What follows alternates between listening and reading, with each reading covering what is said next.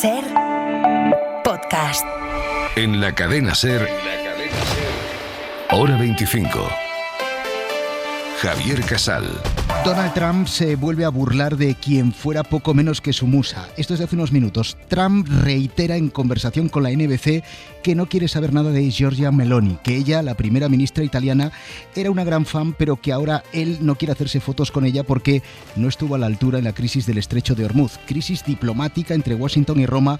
El primero en disparar fue Trump, que le dijo a un periodista italiano que Meloni le había suplicado una foto con él en la cumbre del G7. Desde la cumbre europea de Bruselas, Meloni le ha respondido a Trump. Le dichiarazioni di Donald Trump sono dichiarazioni totalmente Le ha dicho inventate. que ni Italia ni ella suplican a nadie. Lo cierto es que la bronca diplomática va más, y desde Bruselas, en defensa de Meloni, ha salido el otro enemigo europeo de Trump. ¿Quién? Pedro Sánchez. Toda mi solidaridad. Y segundo, decirles que no solamente lo he hecho públicamente a respuesta de una pregunta suya, sino que también lo he hecho en privado. En el propio Consejo Europeo le he trasladado mi solidaridad ante pues este ataque que no es ni político ni personal. No, realmente tampoco sé cómo calificarlo. Meloni y Trump, Trump y Meloni, de la afinidad plena al distanciamiento más absoluto. Ahora actualizamos la última hora de la guerra de Irán. Increíble, pero sí, en menos de 24 horas se ha sellado un acuerdo entre Irán y los Estados Unidos. Ese acuerdo ha volado por los aires con los ataques de Israel en Líbano. Esta tarde Israel y Hezbollah han anunciado un alto el fuego para reconducir la situación, pero ese pacto que supuestamente entró en vigor a las 3 de la tarde lo han vuelto a dinamitar esos ataques cruzados entre la milicia y el ejército de Netanyahu. Y esto es de los últimos minutos también. Lo cuenta la agencia Reuters. Un ataque con drones de Israel en el sur del Líbano ha matado al menos a 2 personas. En resumen, las negociaciones para el final de esta guerra, mucho nos tememos que tendrán que esperar. Ya está aquí la primera ola de calor de este verano. El aire acondicionado en casa y un ventilador. De la casa a la piscina a la casa y en la playa. De no salir de casa, pues Y en horas la situación puntas. pues va a ser peor según avancen los próximos días. Pronóstico con Jordi Carbó. ¿Qué tal? Muy buenas tardes. Muy buenas tardes. Pues ya lo tenemos aquí, muchos días anunciando. Eso ya ha dado según como un calor psicológico, podríamos decir, pero es que a partir de mañana y sobre todo el domingo y como mínimo hasta mediados de la semana que viene vamos a tener ya temperaturas propias de la canícula. De hecho, tenemos ya algún aviso de la Agencia Estatal de Meteorología en nivel rojo para el interior del País Vasco para la tarde del domingo, cuando tendríamos máximas que podrían llegar a superar los 40 grados. Resumen general del fin de semana: muchas horas de sol, cuidado con las tormentas entre las tardes y primeras horas de las madrugadas, localmente chubascos intensos, pero en muchos casos solo con fuerte viento y también rayos y truenos. Eso es lo que podría provocar algunos incendios forestales. Y las temperaturas, mañana un par de grados más altas que hoy, y el domingo, como decíamos, es cuando ya van a subir mucho. El domingo que estrenamos el verano y el domingo juega España su segundo partido del Mundial. A las 8:30 damos el relevo a Carrusel Mundial con los partidos de esta tarde y también con la mirada puesta en nuestro partido del domingo. Garrido, cuéntanos, ¿qué tal? Muy buenas tardes. ¿Qué tal, Javi? Aquí calor no demasiado andalas, pero acá hay una tormenta muy fuerte, con aviso, por cierto, de las autoridades de que no saliéramos del hotel. Hemos sido, por supuesto, obedientes. En una hora en Seattle juega Estados Unidos con un estadio lleno ante Australia. Ambos ganaron el primer día. No se espera a Trump, por cierto, en el partido. Parece más bien que el Mundial le importa bien poco. Tenemos el Escocia-Marruecos a las 12 de la noche. A las 2:30 de la mañana, horario poco habitual, Brasil-Haití. Ancelotti no puede fallar, Neymar fuera. La prensa es muy potente en Brasil. Le piden desde ya a Endrick. A las 5 de la mañana cerramos en Carrusel con el Turquía-Paraguay, grupo de Estados Unidos. Ambos perdieron, muy presionadas, por tanto. Y la selección España, Javi, ha realizado la última sesión en Chattanooga.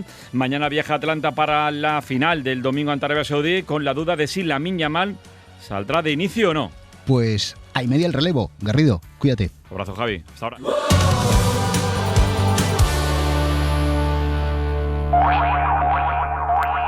Nos contaba Garrido que esta noche juega Marruecos frente a Escocia, un partido marcado por la decisión adoptada esta mañana por la justicia francesa, que ha confirmado este viernes que va a juzgar a su jugador estrella, a Hakimi, por violación, por violar presuntamente a una joven a la que conoció en París a través de las redes sociales. Corresponsal Raquel Villaécija. Buenas tardes. El Tribunal de Versalles confirma que hay pruebas suficientes para que el futbolista se explique ante el juez por la denuncia por violación que presentó en 2023 una joven de 24 años. Según su relato, conoció al futbolista en Instagram. Este la invitó a su casa en las afueras de París y una vez allí la besó y la tocó sin su consentimiento antes de violarla. Hakimi Meloni, que siempre ha negado los hechos, denuncia que se le juzga porque es un personaje público, pero que el juicio, cuya fecha aún no se ha notificado, es una ocasión para explicarse. 8 de la tarde y 5 minutos.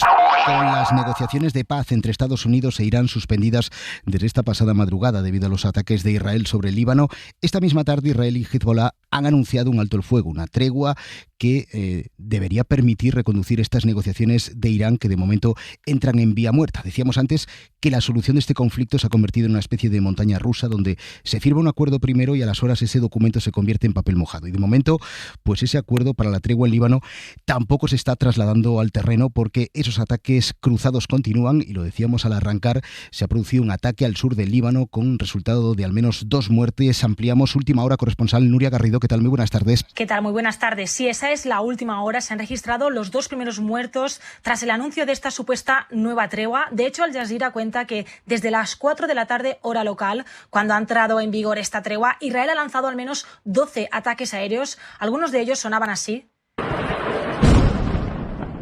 En total, desde esta madrugada, Israel ha matado ya a más de 55 personas, según las cifras del Ministerio de Sanidad libanés. Y es que esta misma tarde, el portavoz del ejército ha insistido en que continuarán eliminando las amenazas inmediatas y respondiendo a las violaciones de Hezbollah y que harán todo lo que sea necesario para proteger a los israelíes del norte. Y atención, porque el Washington Post esta tarde ha tenido acceso a un informe de la inteligencia estadounidense en el que advierte a Trump de que es muy probable que Netanyahu siga saboteando este acuerdo porque electoralmente le interesa. El futuro de la guerra de Irán y el futuro de la guerra de Ucrania, que también ha marcado la cumbre de los 27 celebrada ayer y hoy en Bruselas, Europa. El presidente del Consejo Europeo, Antonio Costa, defiende la apertura de un canal diplomático con Rusia, aunque recuerda que es Ucrania quien debe negociar el final de esta guerra con Rusia. Bruselas, Enrique García Pozo, ¿qué tal? Muy buenas tardes. ¿Qué tal? Buenas tardes. Bueno, Europa, partida por los dichosos centros de deportación de migrantes, 19 países de la Unión han firmado una carta en la que piden que estos centros se pongan en marcha cuanto antes. Y ojo, ya no es una cosa de la ultraderecha. Es cierto que entre los firmantes está Italia, pero también está, por ejemplo, Enrique, Dinamarca, donde, recordemos, gobierna la izquierda. Sí, el presidente del gobierno ha trasladado al resto de líderes su rechazo rotundo a estos centros, mientras que otros mandatarios, como la italiana Giorgia Meloni, han cuestionado la regularización que se ha llevado a cabo en España, según fuentes diplomáticas. Sánchez ha defendido que esta política ni es eficaz ni resuelve problemas. Nosotros consideramos que esta solución no va a traer ninguna solución, que es una respuesta absolutamente ineficaz, es un trampantojo. Una crítica a la que se ha unido Emmanuel Macron. El francés coincide en que no son eficaces y añade que no se sustentan los valores fundacionales de la Unión Europea. Además ha anunciado que Francia se opondrá a utilizar fondos comunitarios, fondos que hoy se destinan a cooperación al desarrollo para la construcción de estos centros, una opción a la que sí se han abierto la mayoría de países. Ya digo que uno de los temas que se ha colado en esta cumbre europea ha sido el broncón diplomático entre Donald Trump y Meloni, de ser casi su musa en Europa, a despreciarla hasta el punto de decir que en la cumbre del G7, en la última cumbre, se arrastró casi para hacerse una foto con él. Trump lo ha vuelto a repetir esta misma tarde de nuevo en la NBC y Victoria García, Meloni y el gobierno italiano han respondido a Trump y además la crisis tiene ya incluso una primera consecuencia, ¿no? La primera consecuencia, Javier, es que el ministro de Exteriores italiano ha cancelado su viaje a Washington. El asunto es que Trump estaba hablando con un periodista del Canal 7 italiano y sin venir a cuento ni ser preguntado por ello, dijo que le había dado pena a Meloni durante la cumbre del G7 porque llevaba un buen rato queriéndose hacer una foto con él. Prácticamente se lo había suplicado. Lo siguiente es una primera ministra italiana cabreada que cuelga en redes este mensaje. Le dichiarazioni di Donald Trump sono dichiarazioni totalmente inventate. Hay cosas que deben ser contestadas inmediatamente. Las declaraciones de Trump son inventadas. Estoy totalmente atónita y prosigue preguntándose ¿por qué el presidente de Estados Unidos se comporta así con sus aliados? Porque no es la primera vez, mientras que no muestra la misma determinación con los enemigos, con quien se muestra complaciente. Y para terminar, hay algo que debe recordar, ni yo ni Italia suplicamos nunca, dice, y han pasado de ser amigos y compadres ideológicos a que Trump haya dicho en una entrevista, como decías, en la NBC hace unos minutos, que ya no la quiere como seguidora porque lo dejó tirado cuando le pidió ayuda en el asunto de Irán. Que ya no es fan. Gracias, Vicky. Pedro Sánchez ha defendido a Meloni, ya lo hemos escuchado en la portada. Pedro Sánchez, al que naturalmente le han preguntado en Bruselas por Zapatero, por las joyas y por las elecciones. Enseguida vamos a escuchar al presidente del gobierno. Hora 25. Con Javier Casal. Los audios de la declaración de Zapatero en la Audiencia Nacional, que ayer pudimos escuchar a esta hora en este programa, no hacen variar ni un ápice la posición de Pedro Sánchez sobre el expresidente del gobierno, ahora investigado en el caso Plus Ultra. Sánchez insiste en lo de la confianza y en el respeto a la presunción de inocencia. Y yo, como presidente del gobierno, pero sobre todo como secretario general del Partido Socialista, pues confío en su inocencia, respeto a la justicia y, sobre todo, pues proclamo ese derecho constitucional que en muchas ocasiones pues se ve atropellado de la presunción de inocencia. Y desde el punto de vista personal, pues evidentemente manifiesto mi empatía pues con una situación, pues imagino, difícil que estará viviendo en casa como consecuencia de la imputación de sus dos hijas. Pero no ha contestado a la pregunta que le ha hecho Carlos Cues sobre el momento exacto, sobre la línea roja que puede hacer saltar por los aires esa confianza en el expresidente. Algo que Moncloa tiene bastante fresco en la memoria con los casos de Ábalos o de Santos Cerdán. Ayer Sánchez minimizaba lo de las joyas que aparecieron en la caja fuerte del despacho de Zapatero. Dijo que la España de 2007 no es la España del año 2026, insinuando que esas joyas son fruto de un regalo. Sánchez matizó hoy sus palabras, dice que muchas veces cuando uno viaja fuera no es consciente de esos regalos hasta el regreso, y que cuando dijo que España no es la de 2007 se refería en realidad a la legislación sobre estos regalos. Y Sánchez prefiere la situación actual. Yo no estoy dando por bueno nada. Yo lo que digo es que en 2007 no existía una legislación que hoy sí existe en cuanto a los regalos que pueden ser ofrecidos a un presidente o presidenta del gobierno. Como ha sido mi caso, como ha sido el caso de Mariano Rajoy, como ha sido el caso de José María Aznar, de Felipe González, de José Luis Rodríguez Zapatero y del resto de presidentes del gobierno en la historia de la democracia. Y sobre el calendario electoral, aquello de las hipótesis abiertas de ayer y que dieron lugar a todo tipo de especulaciones, Sánchez insiste: elecciones en el 27 y una garantía para tranquilidad de muchos alcaldes y candidatos autonómicos: no va a haber superdomingo. Presentaremos los presupuestos en 2026 y habrá elecciones en 2027. Y no habrá elecciones conjuntamente con las municipales y con las autonómicas. Y ya no puedo decirles más, porque yo lo que quiero es... Claro. Pero bueno, la realidad es muy dinámica, Carlos. Antes o después le preguntan ahí de fondo. Pedro Sánchez no responde a esa pregunta y entre risas se ha quedado Pedro Sánchez antes de viajar de regreso a España. De esta misma tarde, la gira de Rufián recala hoy en la Comunitat Valenciana. Madrid fue la primera cita con Emilio Delgado, Barcelona la segunda con Irene Montero y ahora en Valencia con Mónica Oltra. Josué Coello, Rufián que sigue intentando reconstruir ese espacio a la izquierda del PSOE en mitad de la tormenta. ¿No? Buenas tardes. ¿Qué tal, Casal? Buenas tardes. Sí, Rufián y Oltra, que están en estos momentos charlando sobre el futuro de la izquierda en la tercera parada del portavoz republicano en esta especie de gira con líderes del espacio que lleva haciendo en los últimos meses. Por ahora ha habido más problemas técnicos que mensajes sobre la unidad de la izquierda, con Oltra poniendo en valor a Rufián.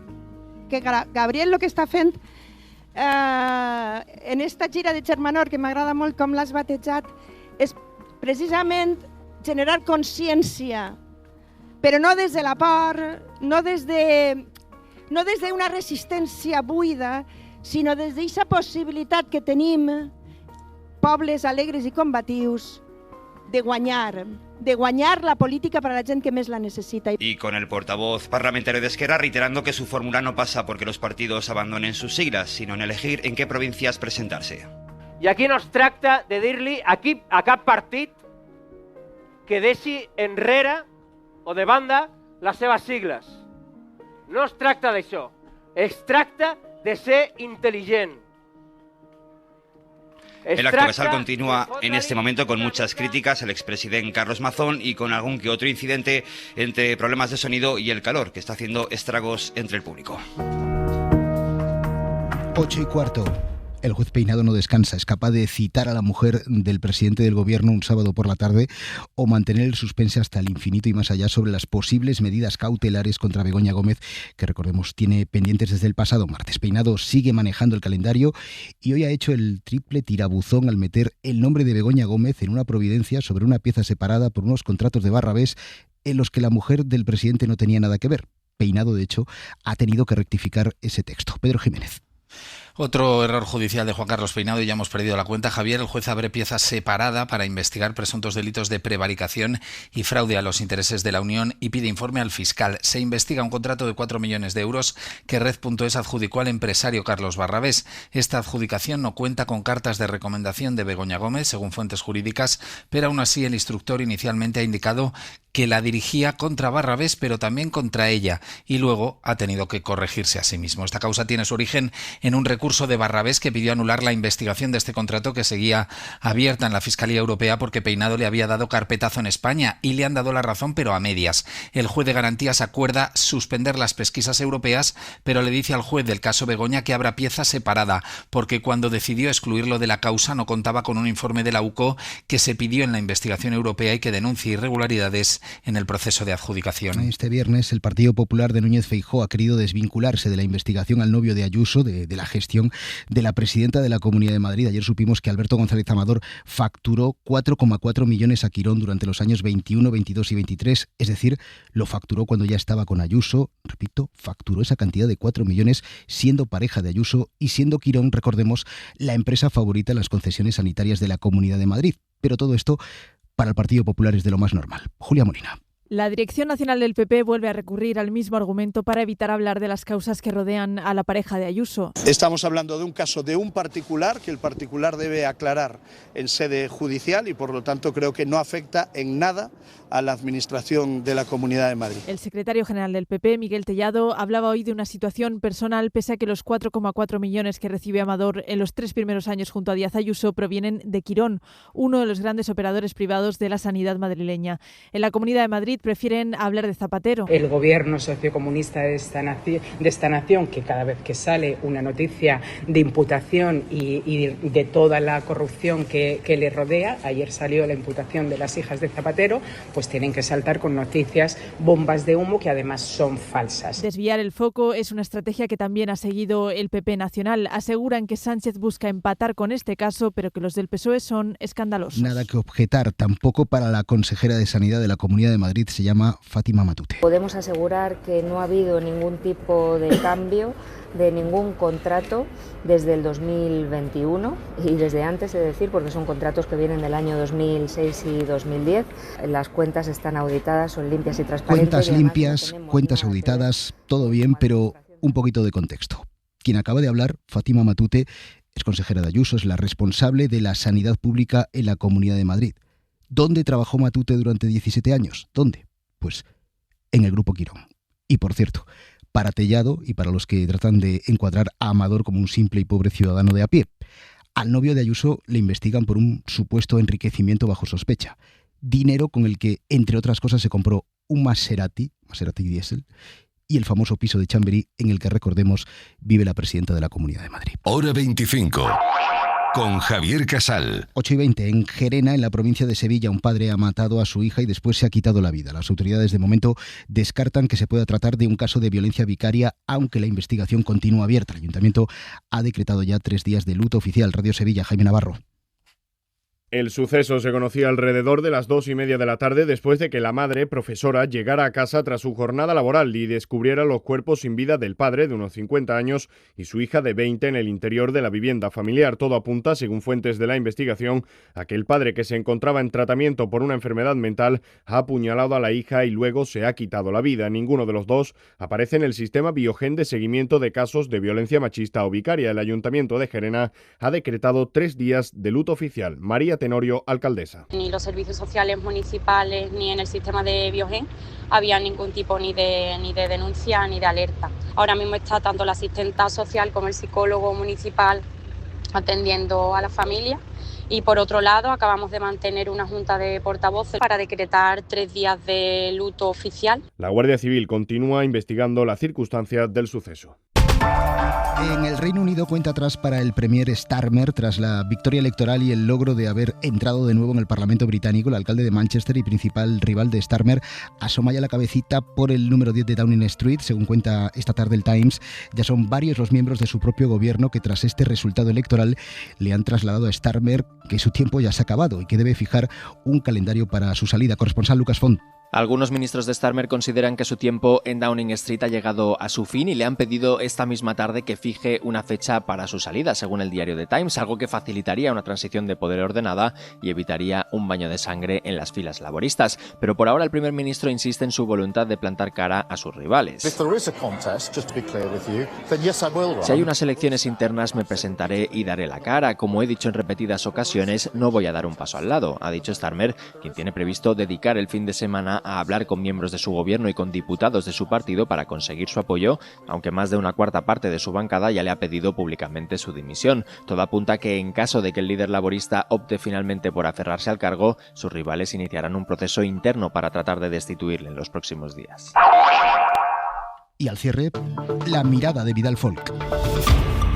Los ciudadanos estamos un poco despistados, pero no por culpa nuestra, sino porque los actores políticos parecen aficionados a desorientarnos. Ante los numerosos casos judiciales que implican al primer partido del gobierno, o le atormentan, o le rozan, o le mencionan, la reacción del presidente Pedro Sánchez es muy esquemática. Presentará el presupuesto y aguantará hasta agotar la legislatura en julio del año próximo.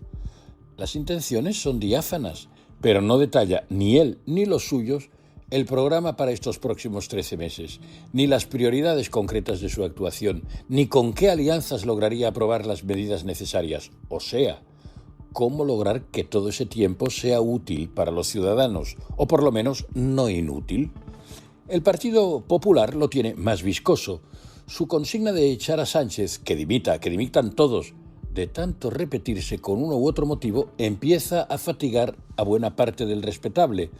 Ahora se enzarza en otra batalla sin salida, conseguir que los tribunales le den la razón en una propuesta de moción parlamentaria para que el presidente acceda a anticipar las elecciones. Pero es que esta decisión es solo competencia de Sánchez, buen hombre, así que el caso está institucionalmente perdido. Mejor que deje a la judicatura algún tiempo libre para sus tareas propias, que las tiene en abundancia. Si de verdad Núñez Feijóo quiere elecciones ya, dispone de otra fórmula que es constitucional, la moción de censura, pero no se atreve. Y además, volver a utilizar al Senado pidiéndole que sustituya al Congreso en ese asunto es contribuir a degradar más su perfil propio, que no es de jugador en la reserva, sino Cámara de Representación Territorial y de segunda lectura para mejorar las leyes vistas en el Congreso. La consigna de dar leña al mono hasta que hable inglés funciona un tiempo, pero acaba siendo demasiado repe.